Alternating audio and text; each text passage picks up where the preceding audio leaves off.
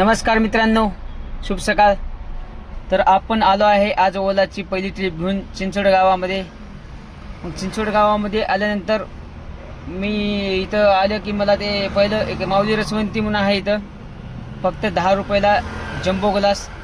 तर तुम्हाला चला मग आपण माऊली रसवंतीवर जाऊन आता एक जम्बो ग्लास घेऊया। तर आलो आहे बघा माऊली रसवंतीवर मी, आणि आता 10 रुपयाचा जम्बो ग्लास मी ऑर्डर केला।